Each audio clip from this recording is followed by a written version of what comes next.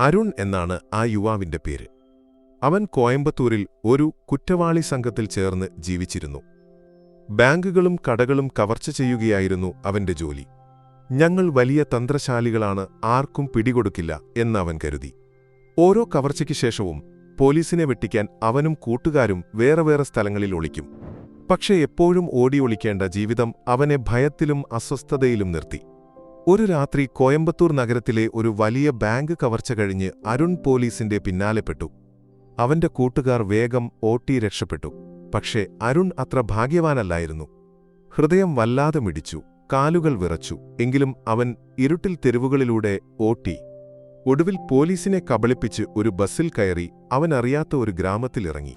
അവിടെ എത്തിയപ്പോൾ ചുറ്റും ഇരുട്ട് മാത്രം. ഒരു മനുഷ്യന്റെ നിഴൽ പോലും കാണാനില്ല. ദൂരെ ഒരു ശ്മശാനം കണ്ടു. നിലാവിന്റെ വെളിച്ചം ആ സ്ഥലത്തെ അല്പം തെളിച്ചിരുന്നു. ഇവിടെ ഒളിച്ചാൽ ആരും കാണില്ല. നാളെ രാവിലെ പോകാം എന്ന് അരുൺ മനസ്സിൽ കരുതി. ഒരു പഴയ കല്ലറയ്ക്ക് അടുത്ത് കിടന്ന് തന്റെ ഷാൾ എടുത്ത് പുതച്ചു. അരുൺ കിടക്കാൻ തുടങ്ങിയപ്പോൾ പെട്ടെന്ന് ഒരു പെൺകുട്ടിയുടെ നേർത്ത ശബ്ദം കേട്ടു. "അടിക്കരുത്, ഞാനൊന്നും ചെയ്തിട്ടില്ല." അവന്റെ ശരീരം വിറച്ചു. എന്താണ് നടക്കുന്നതെന്ന് മനസ്സിലാക്കാൻ ഷാൾ മാറ്റി ചുറ്റും നോക്കി. അപ്പോൾ ഒരു ഭയാനകമായ കാഴ്ച. 4-5 യുവാക്കൾ ഒരു പെൺകുട്ടിയെ ശ്മശാനത്തേക്ക് വലിച്ചിഴച്ചു കൊണ്ടുപോകുന്നു. ഒരാൾ ദേഷ്യത്തോടെ പറഞ്ഞു, "നിനക്കിങ്ങനെ ചെയ്യാമോ? നിന്റെ ഗർഭം ഞങ്ങളുടെ കുടുംബത്തിന്റെ മാനം കളഞ്ഞു." അവർ ഒരു കുഴി കുഴിച്ചു. ആ പെൺകുട്ടിയെ ജീവനോടെ അതിലിട്ട് മണ്ണിടാൻ തുടങ്ങി. അരുൺ ഞെട്ടിത്തരിച്ചു. ഇത് എന്തു ക്രൂരതയാണ് എന്നവൻ ചിന്തിച്ചു. അവർ കുഴിമൂടി തിടുക്കത്തിൽ ഓടിപ്പോയി. ഒരു കോടാലി അവിടെ വിട്ടുപോയി. അരുൺ ഒരു നിമിഷം പോലും പാഴാക്കിയില്ല. കോടാലിയെടുത്ത് കുഴി തുറക്കാൻ തുടങ്ങി. ഹൃദയം വേഗത്തിൽ മിടിച്ചു. "അവൾ ഇപ്പോഴും ജീവനോടെ ഉണ്ടാകണേ" എന്നവൻ പ്രാർത്ഥിച്ചു.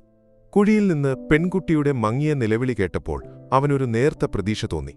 പക്ഷേ പെട്ടെന്ന് നിലവിളി ഉച്ചത്തിലായി പിന്നെ നിന്നു. അരുണിന്റെ ഹൃദയം ഒരു നിമിഷം നിന്നുപോയി. അവൾ മരിച്ചോ എന്നവൻ ഭയന്നു. അവൻ കുഴിയിൽ ഒരു ചെറിയ ദ്വാരമുണ്ടാക്കി അവൾക്ക് ശ്വാസം കിട്ടാൻ. പക്ഷേ അപ്പോൾ ഒരു കുഞ്ഞിന്റെ കരച്ചിൽ കേട്ടു. അരുൺ ഞെട്ടി.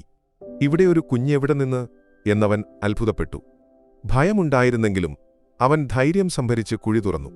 അവിടെ പെൺകുട്ടിക്ക് പുറമേ ഒരു പിറന്നുവീണ കുഞ്ഞ്. അവൾ ഗർഭിണിയായിരുന്നു. കുഴിയിൽ വച്ച് കുഞ്ഞിന് ജന്മം നൽകിയിരിക്കുന്നു. പെൺകുട്ടി ക്ഷീണിച്ച് ശ്വാസം കിട്ടാതെ കിടക്കുകയായിരുന്നു. കുഞ്ഞ് കരയുന്നു. അരുൺ അവരെ വേഗം കുഴിയിൽ നിന്ന് പുറത്തെടുത്തു.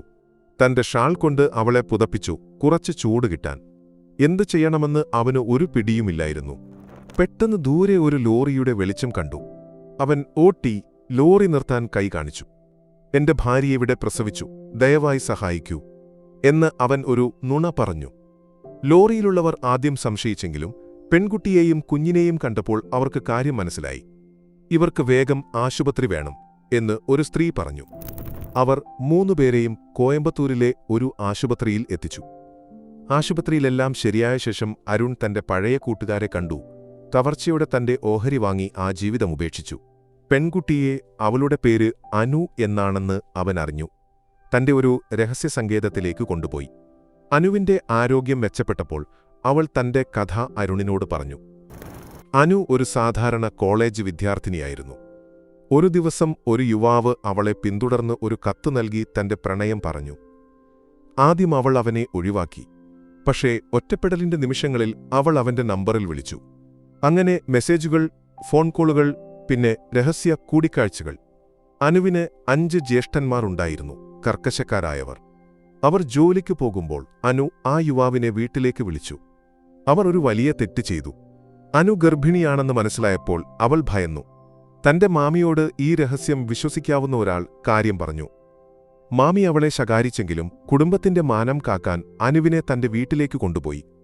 "നിനക്കസുഖമാണ്" എന്ന് ഒരു നുണ പറഞ്ഞാണ് മാമി ജ്യേഷ്ഠന്മാരെ ബോധ്യപ്പെടുത്തിയത്. 9 മാസം അനു മാമിയുടെ വീട്ടിൽ ഒളിവിൽ കഴിഞ്ഞു. പക്ഷെ പ്രസവസമയം അടുത്തപ്പോൾ ജ്യേഷ്ഠന്മാർ എങ്ങനെയോ സത്യം മനസ്സിലാക്കി. അവർ അനുവിനെ ശ്മശാനത്തേക്ക് വലിച്ചിഴച്ചു. "നിന്റെ ഗർഭം ഞങ്ങളുടെ മാനം നശിപ്പിച്ചു" എന്ന് ആക്രോശിച്ച് ജീവനോടെ കുഴിച്ചിട്ടു. കുഴിയിൽ അനുശ്വാസം കിട്ടാതെ വേദനയിൽ ദൈവത്തോട് യാചിച്ചു.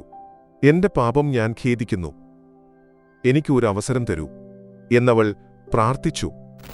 അവൾ കുഴിയിൽ പ്രസവവേദനയിലായിരുന്നു. അത്ഭുതമെന്ന് പറയട്ടെ, അവൾ അവിടെ വച്ച് കുഞ്ഞിന് ജന്മം നൽകി. എന്റെ കുഞ്ഞ് ഈ ഇരുട്ടിൽ ആദ്യ ശ്വാസമെടുത്തു എന്നവൾ പിന്നീട് ഓർത്തു. അനുവിന്റെ പ്രാർത്ഥന ദൈവം കേട്ടു. അരുൺ ഒരു അപരിചിതനായി അവളെ രക്ഷിക്കാനെത്തി. നിന്റെ ദൈവം എന്നെ ഇവിടേക്ക് അയച്ചതാണ് എന്ന് അനു പറഞ്ഞു.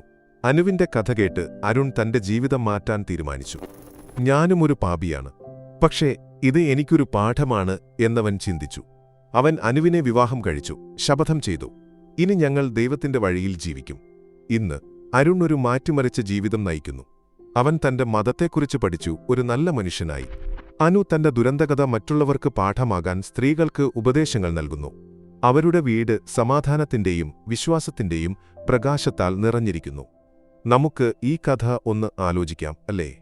പാപം ചെയ്തവർക്കും പശ്ചാത്താപത്തിലൂടെ വെളിച്ചം കണ്ടെത്താം. ഈ കഥ നിന്റെ ഉറ്റവർക്കൊപ്പം പങ്കുവയ്ക്കണേ. ഒരുപക്ഷെ ആർക്കെങ്കിലും ഇതൊരു പ്രചോദനമാകും.